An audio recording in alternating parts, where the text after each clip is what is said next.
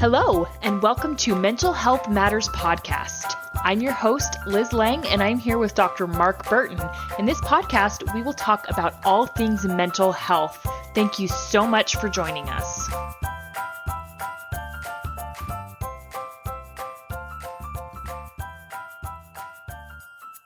Hey guys, Liz Lang here with Dr. Mark Burton, and this week we are going to get into suicide prevention.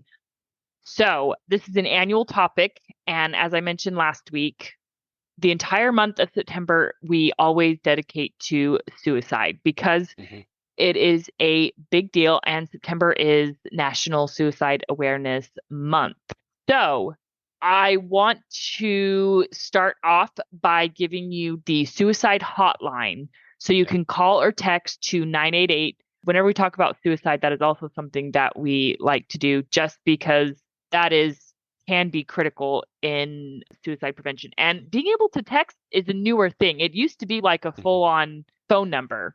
Right. And the important thing is people, I'm an old guy. I don't text that much. But that is one of the biggest ways people communicate nowadays. What I found. Is that true for you and your age group? A lot of texting? Yeah. So it makes sense that they've changed it to texting. I'm glad they have. Yeah. I think much more likely to see because there's a bit of removal. So if someone is contemplating suicide, to actually call up and talk to someone, I think might be difficult for a lot of them. To text someone to say that is probably much easier. So that was a good move. Yes, I agree. Well, and especially with younger people, like, even a generation below me, it's even more prevalent, and it's just the way the world is a lot of people are like, well, I'm not going to call somebody. I'll just send them a text. I'll text. That's right. Yeah. So that's a good thing. So you can text to 988 as well? Or is there okay. You can text or call 988. And Great. I don't know that it works exactly the same as 911, but I think that's the idea behind it is 988 is it's this international way of reaching somebody for help, right? Okay. Similar to 911. And if you are genuinely concerned about somebody here in the now committing suicide, call 988, but 911 is still a viable option. Right. If there's a threat of imminent danger to the person, then perhaps calling 911 would be more appropriate. Yeah. Yes. Yeah. Okay. So World Suicide Prevention Day is September 10th, and this is organized by the International Association for Suicide Prevention, and the World Health Organization sponsors it. So this is a collaboration between the two of them. And so what they have done is they call it a triennial theme is kind of is what they do. So it's a theme that lasts for 3 years. So the year 2024 through 2026, the theme is changing the narrative on suicide. And so the goal is to raise awareness and to break the stigma. So changing the narrative is all about changing the narrative on mental health issues or changing the narrative on feeling suicide. When I read through this did not in any way seem at all of like trying to glamorize suicide or make it sound like, it's somehow a positive thing. That's not it at all. The goal is to change stigmas around people who feel suicide. And I think that's a really important place to start. Right. There are people who tried for a long time to just change the stigma around mental health issues just on their own, not even talking about suicide. So, and I think it seems to me like we've made some progress in that. Yeah. As far as changing how people think about mental health or even seeking mental health treatment. So it kind of makes sense that the next step should be, let's take this one issue where there can be a lot of stigma and probably shame too. I mean, that, if a person feels like they want to end their life, I would guess there's an element of shame in there too. And so, if you can change that stigma so that they can seek help or talk about it more easily, that's a good thing. Yes, I agree. And so their call to action is start the conversation, right? So talking about it, which is a big part of what we do on our podcast, and our goal is to destigmatize mental health in general. And, I think the ultimate mental health problem is suicidal ideation. Hmm. I Well, mean, because there's a finality to it. yeah. If the person carries it through, and so there's no hope of treatment or help. If you complete the suicide. Yes, yes, exactly. And so it's, I guess, kind of, is there a mental health problem worse than suicidal ideation? I don't know that it's helpful to think of it in terms of that, but I mean, it is the worst outcome. Is a completed suicide is the worst possible outcome for any mental health issue. I mean, because you Right, can't and I think fix it's it. because it ends the possibility of anything changing, Yeah. and that's why I think it. I mean, I would agree with you. I don't know that there's a mental health issue that any worse than that, but that's because, and yet that's not to say that if you're suffering from depression or anxiety, that can be really debilitating. But there's Yes. always hope of treatment, and Yes. always hope of things changing. If you commit suicide, then that's it. There's no hope of anything changing. So that's why I Yeah. think it's important to talk about it. Yeah. And so starting the conversation, to me, I wonder, what to you does suicide prevention mean? Like, what does that actually mean? Hmm. I mean, I have some ideas, but I think, if our listeners are thinking, okay, this is Suicide Prevention Month, how do you prevent suicide? I think just by what we're doing, talking about it. Talking about it? Well, I think it can be some specific steps. So I think that for people who are concerned about someone else, I think you have to be aware of the warning sign Yeah. as first. And so being aware of the warning signs, which I think we can go over in a bit. The second one, which I believe might be the biggest roadblock, is don't be afraid to engage the person in a dialogue about your Mm, concerns. I think yeah. often we're afraid. Actually, I'm trying to figure out what is the fear. What's the basis of the fear? Is it that if I talk about suicide, then that if the person actually wasn't thinking about suicide, does that put it in their mind? Like, is that what I'm afraid of? I'm afraid of giving them the idea. So I think we need to get rid of the fear of, which is exactly what you're talking about, is Yeah. start the dialogue. And so don't be afraid to engage the person that you're worried about. I I think think that's a big another step. I think another fear is fear of offending somebody, Mm-hmm. right? I mean, or overstepping. One thing that sets us apart as a human species is this idea that we can contemplate death. No others, Mm-hmm. that's unique to human beings, right? And so, for whatever reason, death bothers a lot of people, which is understandable because, like we said, death is permanent. But I think there's this worries that, oh, I'm going to offend somebody. It's better to offend them than to have them harm themselves. Yeah. And so I think that for me, it's all about process, which is a Yes, word I use that's a good often. point. So it's how you do it. It's how you talk to the person. I think you have to be thoughtful. I think that it's important to choose your words, to think about it. So, Hmm. if you're with someone and you have a concern and you just kind of jump into it and blurt it out, I don't know that that's a good thing to Yeah. do. I think that what you have to do is be thoughtful about it. Timing, I think, is really important. The context, where are you when you're talking about it, the timing of Hmm. how you talk about it, and then the words you use. So, being thoughtful about it is what I'd say. Be aware of your Yeah. process. And then I think the next step that, again, I think this is important. Like, if you have a friend or a loved one who you really believe is going to harm themselves, you need to take some sort of action. You can't just step back. Hmm. And often you can't deal with that with just dialogue. Right. You actually have to take some action to protect the person. And Yeah. so it's one of the three things that I say in the first session to anybody who sits in my office is, everything that goes on in here is confidential. There are three exceptions to confidentiality. One of them being, if you describe to me that you're going to harm yourself in any way, then I have to do whatever's necessary. Yeah. And what that means, if I have to call the police, if I have to get you to a hospital, which then, breaks confidentiality. But everybody knows that if it gets to a certain point, then you don't have confidentiality anymore. And Hmm. so I think that, for if you're with a loved one or a friend, you have to take action if you believe that self-harm is imminent. Right. And even if they get mad at you, which They is get mad, that's fine. yeah, which is a distinct possibility. But Yes.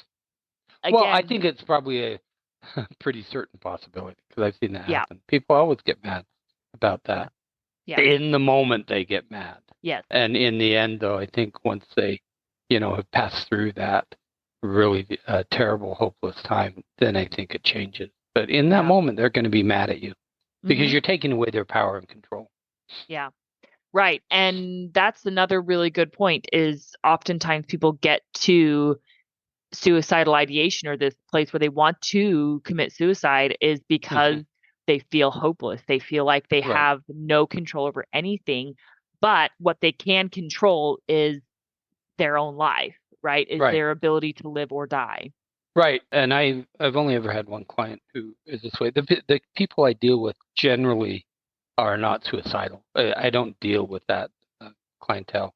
But I had a client who was for years suicidal. And the way we talked about it was this person had some money set aside so that they could complete their plan. What was important to them was that they had the power. So, Mm, and so it is important that you're right.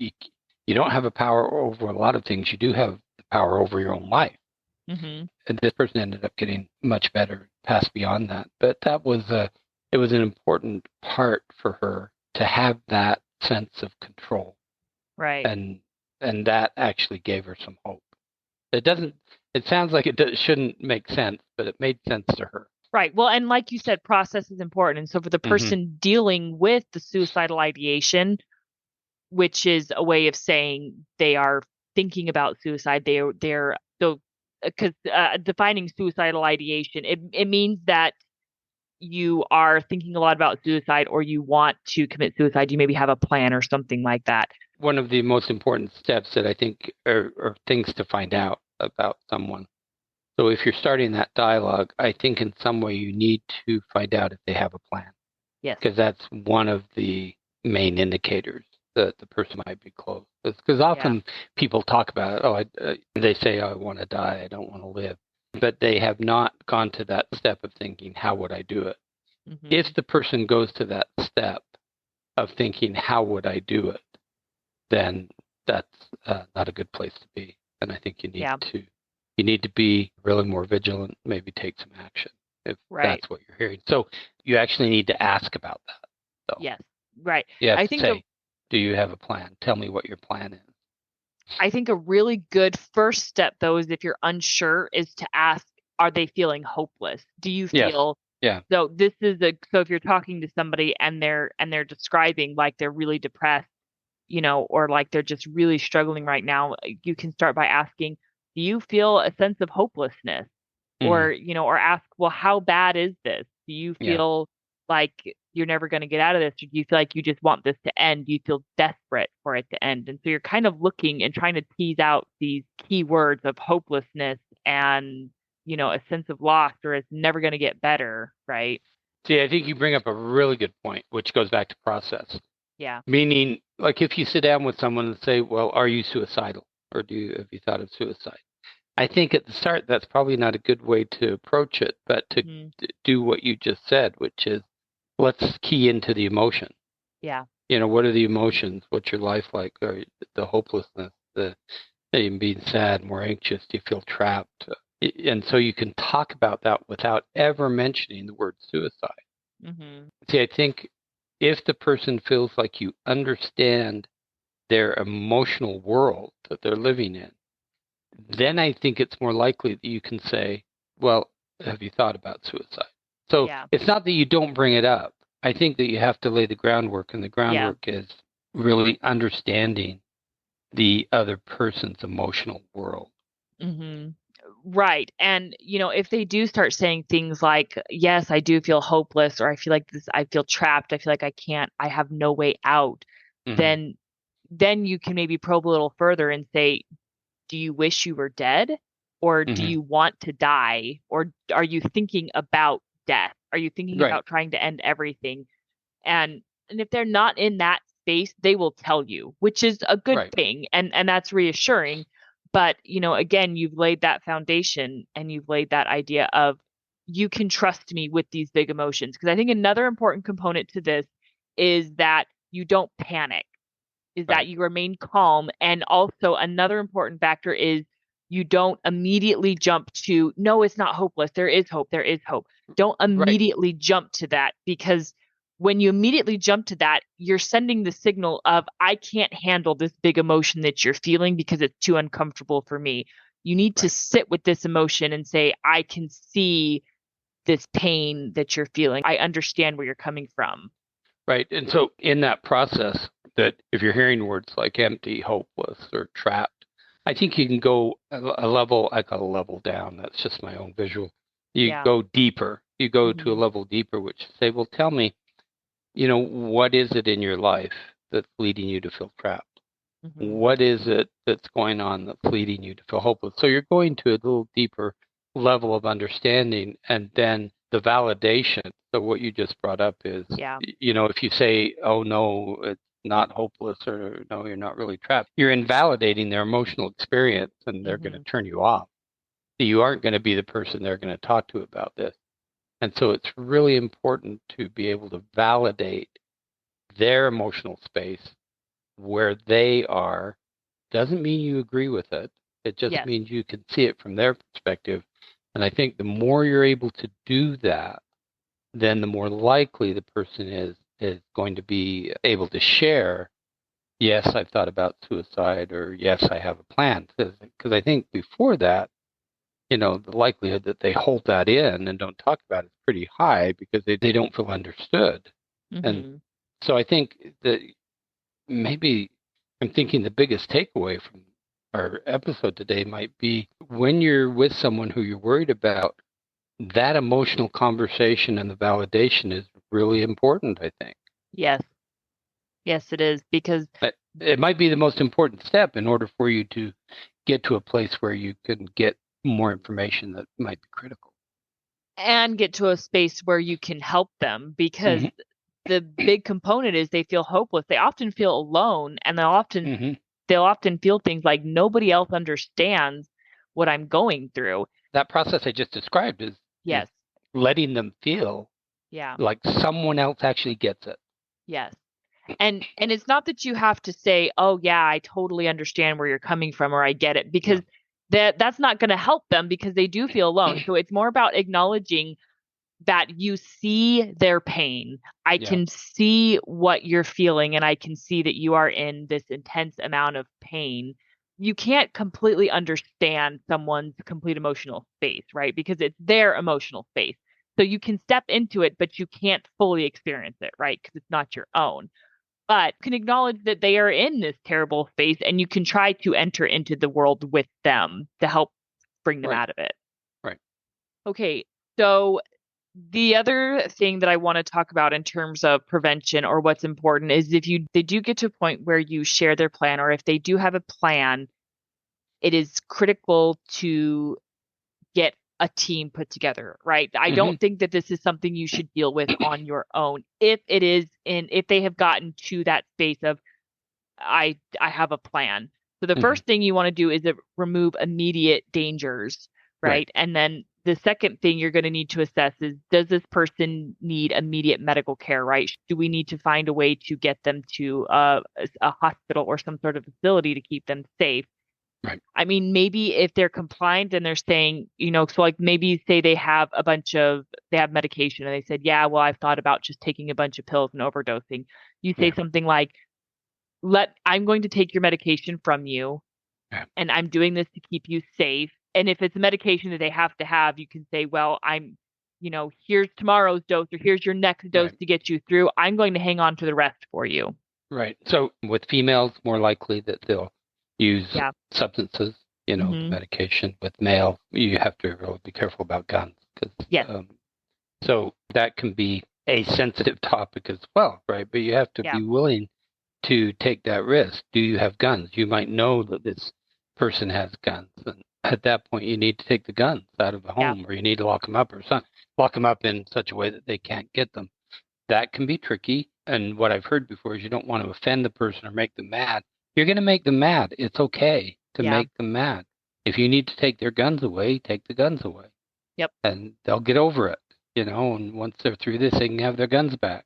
Right. And I think that's another important thing is this isn't permanent. I'm not trying to No. just steal from you. I am trying to keep you safe.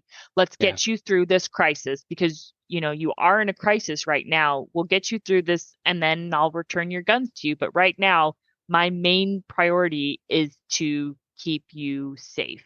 And then another step would be to have some sort of professional help, like either a psychologist or a psychiatrist, or you may need to seek out, additional help. I mean, as you said, it's a team, and you need to create a team. And, you may need to have people who are, I guess the word would be watching or being with the person on a more continuous basis. And there's nothing wrong with that. Often the feelings of suicide, like if they're really in that place, often that will pass. And it can be at times a temporary thing. Right. And so if you can help that person get through that really low point. But I think, as we've talked about before, I think the accessibility of mental health treatment in our country is really a problem. It is. And so when I say, get help of a professional, I realize that is not an easy task. Yeah. That is actually a hard task. But I think that, going to that 988 number hopefully will give you the resources that you need maybe to follow that up. Right. And so, that's another important reason to call. But I just want to acknowledge that sometimes you'll need professional help. That is not easy to get. Okay, let's take a quick break and we will be right back. What you do in this moment matters. Join us for the Upstander Ripple Effect podcast for stories of people using their character strengths to be the best of humanity today. Hear from the son of Holocaust survivor Elie Wiesel, who reflects on his father's life and legacy. And from a Catholic nun who forged a friendship with the father of Anne Frank. Both will leave you inspired to start your own ripple of change. Download the Upstander Ripple Effect podcast today. Right. And as a country, we are getting better. More and more insurances are providing mental health services, right? They're providing counseling. They're offering that. It's getting better, but we still got a long ways to go. And, right. Because I think it's different. We talked about taking away the stigma of talking about or seeking mental health treatment. And what I'm talking about is accessibility. Right. And I think accessibility is still a big issue. Right. Which in part can be due to for financial reasons. Another is just availability of therapists. I mean, you own your own. Yeah, you own your own practice. And I mean, you're booked out probably 2 or 3 months. Just And the other thing is a lot of individual practitioners like myself, I don't take insurance. And so, I mean, I will submit as an out-of-network provider, but that certainly is a problem. But there are plenty of practitioners who do take insurance. Right. Right. Oftentimes, if you do go to a provider because you are suicidal, that will often get you bumped ahead in the waiting list too. So that's that is something to keep in mind. And so just as a point of information for our listeners, if you're looking for a provider for quicker access, you're going to have much more luck going to an agency or a larger group rather than, say, an individual. Like our practice is, 6 individual therapists. That is much less likely for you to have quick access. But if you go to an agency, then often you're going to get quicker access. Yes. Yeah. Okay. So going back to the theme for World Suicide Prevention Day, I will have that linked in our show notes. So it's a World Health Organization website. I will have that linked in our show notes, and it's got the campaign on it. It's got some hashtags and all of that good stuff. There is also some fast facts or key facts of suicide that I thought would be good to just quickly review. And that is, so this is from 2023. So over 700,000 people die every year from suicide.